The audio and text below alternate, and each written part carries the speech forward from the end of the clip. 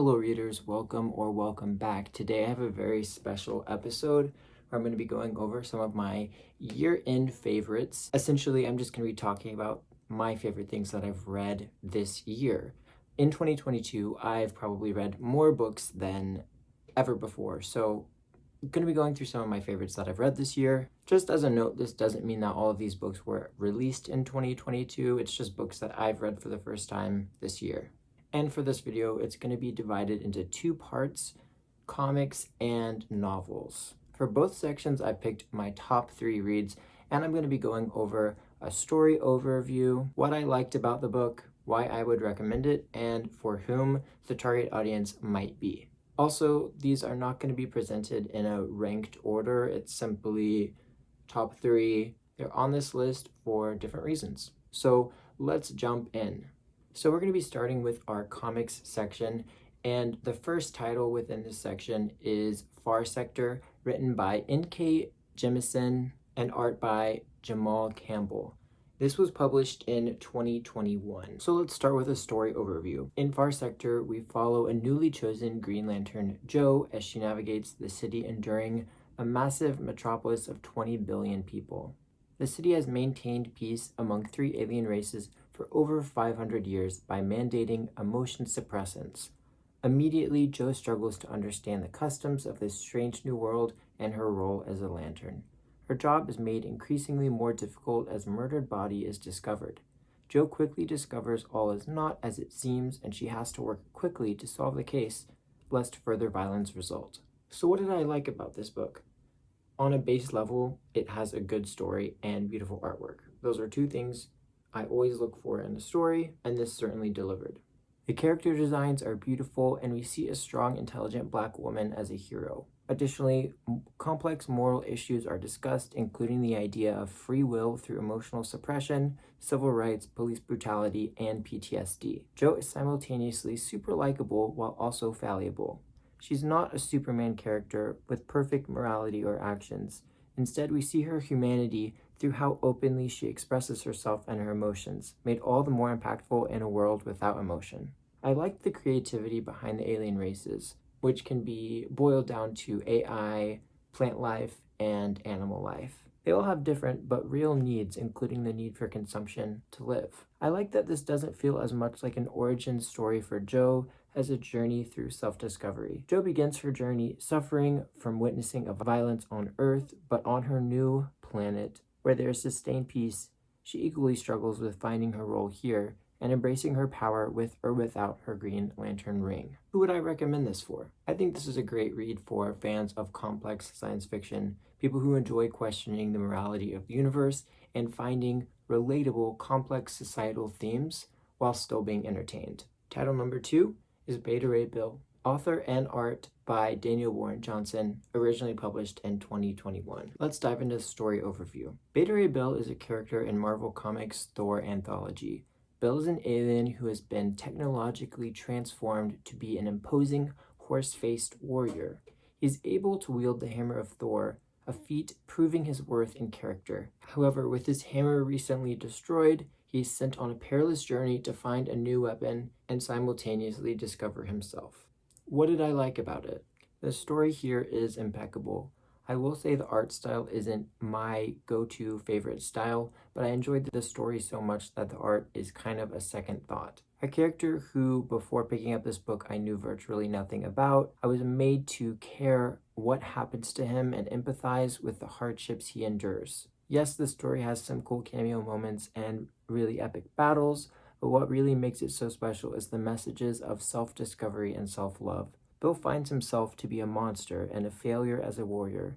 I found the idea of such a surface-level struggle with Bill's appearance simultaneously fascinating, sad, and realistic. Everyone has days or periods of their life where they struggle to see themselves as worthy, but Bill's is tied in his appearance, which I don't think is often examined in comics, a medium which favors impossible physiques and gleaming hair and skin. The story doesn't have a clear-cut happy ending. It's open to interpretation and feels realistic and down to earth, as self-discovery is a complex journey that cannot be compiled in 5 comic issues.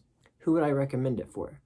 I think this story would be suitable for middle school and above, Again, the messages of self-love are super inspiring, and it's a tragic read, but beneficial to anybody who picks the book up.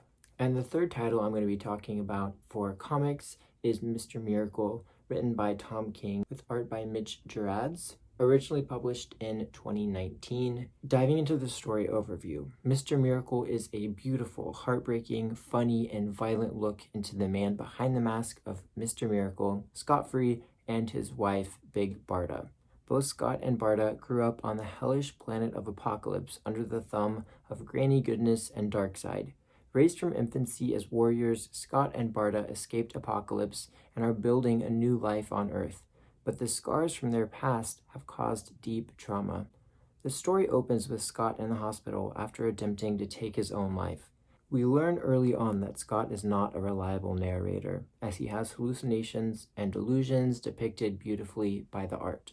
Mr. Miracle takes a look at the classic Jack Kirby characters found in the New Gods mythology and examines their humanity in a reverent way, showing love and darkness and the complexities of living with trauma. What did I like about it? On a base level, it's a good story and has beautiful artwork. Some of the art in this book, I really had no idea how it was done. I couldn't tell if it was digital, if it was crayon, if it was an image interpolated with drawing over it. It was really impressive throughout. Secondly, the complexities of humanity are depicted so wonderfully in this book. Scott faces despair and beauty and every conceivable emotion that could be caused through life. He isn't a simple character, he feels three-dimensional and real. The story itself is referential. Obviously, we have characters found on New Genesis and Apocalypse, but also it really seems like Scott and Barda are living in a world with superheroes, with Scott wearing t-shirts and memorabilia of different superhero logos. Kids have superhero toys, and he's even recognized in public at one point by a young fan. The story makes the reader question the reality of the story as we're reading, but it also asks deep, impossible questions and makes you feel for the characters as they're forced to make decisions which will inevitably impact their lives and the lives of those connected to them. Outside of this darkness, the story has such a sense of humor and is so enjoyable to read. I really savored every issue of this story because of the art, because of the humor, because of the intrigue of how Mr. Miracle would escape the impossible traps that are set to catch and stop him. Who would I recommend this for? Well, due to the more mature themes and the art of this story, I think this is probably better suited for high school aged and higher. It's one of the most beautiful stories I've read this year, and I think anyone would enjoy the ideas presented here. Section 2, Novels. My first title is Maurice, written by E.M. Foster and originally published in 1971. Diving into the story overview, Maurice follows a young English bourgeois man named Maurice as he begins to navigate his same-sex attraction through a close relationship he shares with a young man at university. As Maurice grows older, he begins to think for himself for the first time and ultimately must choose between comfort and freedom. What did I like about this book? Firstly, deeply human depictions of characters. Maurice is not altogether likable for a majority of the story. He's entitled, spoiled, ungrateful, and deeply insecure. He doesn't know himself. However, this allows him to be shown as a complex and real character capable of growth and change. Secondly, the story ultimately shows us depictions of two boys, one who embraces himself and one who doesn't, and the end result of both boys.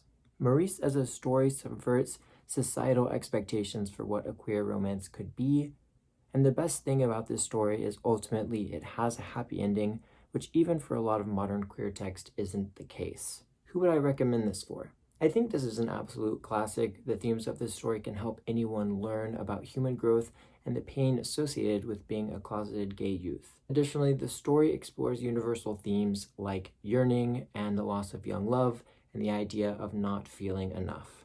Title number 2, Hyperion by Dan Simmons, originally published in 1989. Diving into the story overview, Hyperion is a science fiction novel which follows a group of travelers as they journey to a perilous, relatively unknown world in search of answers and miracles. The story is divided into chapters, with each traveler representing a character archetype, for example, soldier, priest, scholar, etc. For each chapter, a different character spins the tale of their connection to the mysterious world of Hyperion and the god of death which lurks there in a home manipulating time itself. Hyperion mixes horror, science fiction, romance, action, and more into the fabric of each character's story, leading to a bigger connection and story at the resolution. What did I like about it? Hyperion has fantastic character development. With each chapter, we learn a lot about one specific traveler, but through their group interactions, we also gain an idea of whom the others may be. This increases suspense as there's a level of the unknown surrounding each individual. All of the stories are exciting and different in their own ways so as to keep the reader engaged. During each chapter, the characters are given a unique voice to express themselves and the revelations about what brings them on this perilous journey. Who would I recommend this book for? Fans who appreciate character-driven science fiction with elements of horror. Honestly, the writing is so beautiful, I think most folks would enjoy this story and at least one of the chapters, as the story can almost be taken as an anthology. Title number 3, Ender's Game by Orson Scott Card, published in 1985. Story overview. Ender's Game follows a young boy named Ender as he leaves his family behind on Earth to attend an international school for children to study and learn battle. Without his direct knowledge, Ender is being groomed as the future commander of Earth's forces in a generations-long battle against an alien threat known only as the Buggers, by their resemblance to giant ants from Earth. Ender's Game is a story about childhood lost to war. What did I like about it? The messages in this story are universal, about the violence of war, humanity's nature to destroy and colonize, and ultimately struggling to lead humanity towards a peaceful future. The story shows children to be complex humans, the same as adults with complex emotional capacities. The book itself is super digestible with a multi-layered complexity. Essentially, children could read it, but as an adult reader, you can find additional layers and metaphors. This is something that could be read multiple times and new meaning could come each time. The story itself is exciting and a quick read. Who would I recommend this for? I think this could be enjoyed by school-aged children and adults alike. The story examines a militaristic science fiction story. In closing, those are my 3 picks for both comics and novels for 2022. If you read any of these picks, tell me in the comments below if you enjoyed them just as much as me. I would also love to know what your favorite book of 2022 or favorite books, if you have multiple, were. Feel free to share those in the comments below. I always love getting new suggestions. As always, thank you so much for watching, and I'll catch you on the next one. Bye.